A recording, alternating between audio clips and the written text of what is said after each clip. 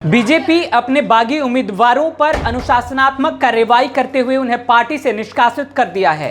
इस पर आखिरकार बीजेपी के बागी हुए जितने भी नेता हैं उनका क्या कहना है वो पहले हम आपको सुनवाएंगे। उससे पहले हम आपको बता देना चाहते हैं कि आखिरकार पूरा माजरा क्या है।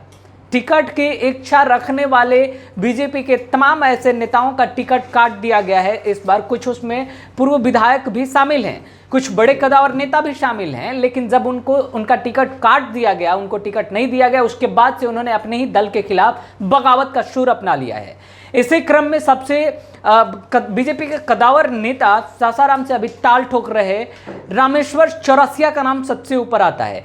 हमने आपको इससे पहले भी खबर दिखाया था कि बीजेपी ने किन 6 ऐसे अपने बागी नेताओं के ऊपर कार्रवाई की है। पहले हम आपको सुनवाना चाहते हैं आखिरकार रामेश्वर चौरसिया ने क्या कुछ कहा है जब उनको पार्टी से निकाल दिया गया है। सुनिए जरा गौर से आप रामेश्वर चौरसिया को। अब यह लोजपा के टिकट पर सासाराम से बिहार विधानसभा चुनाव में ताल ठोक रहे हैं, यानी एनडीए गठबंधन के खिलाफ भी मोर्चा खोल दिए हैं।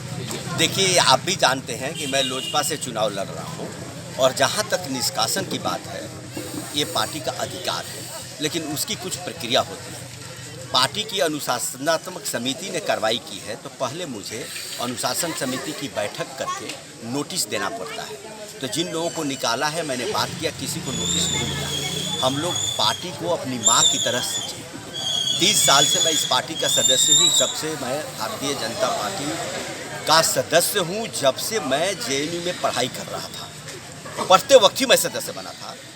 लेकिन इस तरह की निष्ठुरता, इस तरह की कायर भरा काम, अरे क्या है, निकाल देते। हम तो लड़ ही रहे लोजपा से। आप एक प्रक्रिया होती, हमें नोटिस देते, मैं नोटिस का जवाब देता, हाँ, अनुशासनात्मक समिति कार्रवाई करती। किसने पावर कर दी? अनुशासन समिति के अध्यक्ष कोई और है, आज अध्यक्ष का लेटर आ जाता है व्हाट्सएप पे, ये कोई निकालना हुआ।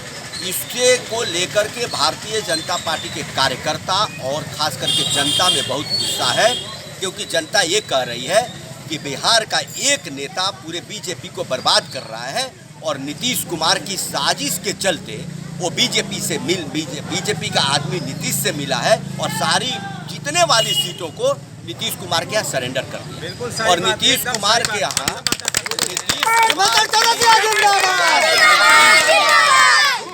नीतीश कुमार की इमेज इतनी डाउन है कि आप गाँव में जा कर के देख लीजिए। खैर, आरजेडी का तो वोट नहीं है, वो अपहरण इंडस्ट्री लोग नहीं चलाना चाहते। जो अपहरण का राज चलता था, सासाराम के लोग जो रंगदारी से परेशान थे, देते थे हर दुकान वाले, या किसी को बोलते नहीं थे, वो इनको नहीं चाहिए। इनको एक मौका मिला है कि साफ सुथरी छवि का एक व्यक्ति आया है। और जहाँ तक जेडीयू का सवाल है, मैं आपको बताऊँ, मुझे तो पता ही नहीं चलता वो कैंडिडेट घूमेगा कैसे गाँव में।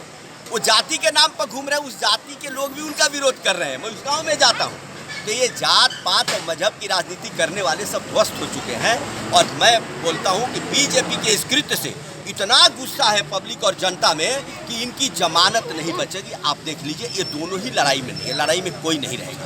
और जिस जात और मजहब की दुहाई देते हैं वो सबका नेता आ गया है। हमारा काम विकास है, क्योंकि शेर शाह ने जो 400-500 साल पहले सासाराम को एक पहचान है, यहाँ से 6 साल राज किए पूरे देश में। आप जीटी रोड उन्हीं के नाम से आप देख लीजिए, इतने बड़े बड़े काम 6 साल में किए। हाँ, हमको तो कहते हुए भी शर्म आती है कि और मुख्यमंत्री को नहीं आती। क्यों? 15 साल है और काम कौन सा काम पर दे भाई? सासाराम का ही विकास है, आपको किस लिए वोट दे? चलो, वो सरकार नहीं काम करती थी, उसमें अपहरण था, लोगों को डर था, भय था, आतंक का माहौल था। आपके यहाँ भी तो रोज मर्डर हो रहा है, रोज लोग परेशान हैं, लूट हो रही है। और दूसरा, आप किसके नाम पर वोट मांग रहे? सासाराम की इस गंदगी के नाम पे, जहाँ पीने का पानी नहीं है, लेकिन नली में और गली में पानी का बहाव चल रहा है, कोई देखने वाला नहीं है। मच्छर पैदा हो रहे हैं, बीमारियों का अंबार, बीमारियाँ पैदा हो रही है, गंदगी का अंबार है, रोड चलने लायक नहीं, टूटी सड़कें हैं। धन्य है नीतीश कुमार की सरकार, सड़कें बनती है, 1 साल में टूट जाती है। 15 साल पहले मैंने नोखा को कीचड़ से निकाला, 15 साल पहले मैंने नोखा को कीचड़ से उबारा, पीसीसी रोड बनाया, आज भी चल रहा है। इस सरकार में रोज पीसीसी रोड बनता है, दूसरे 6 महीना में टूट जाता है। सासाराम का जीटी रोड पर रोज पैसा देती है सरकार और रोज पानी में बह जाता है।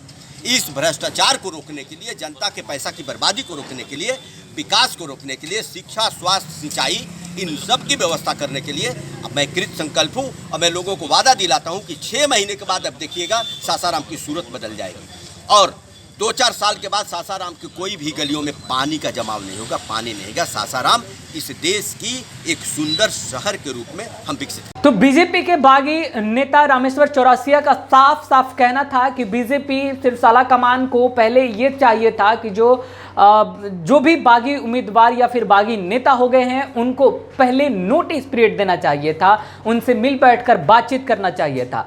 वो बात अलग है। सीएम नीतीश कुमार को लेकर सवाल लगातार रामेश्वर चौरसिया के द्वारा उठाए जा रहे हैं और सीएम नीतीश के चेहरे को लेकर बिहार में जिस प्रकार की चर्चाएं हैं उसको बढ़ा चढ़ा करके भी पेश करने की कोशिशें हो रही है। यानी सीएम नीतीश के चेहरे पर सवाल तो है, जवाब का अभी पता नहीं, लेकिन बागी हुए इन नेताओं ने नीतीश के खिलाफ और मोर्चे को खोलकर नीतीश की जो खिलाफ बगावत है उसको मजबूत कर दिया है।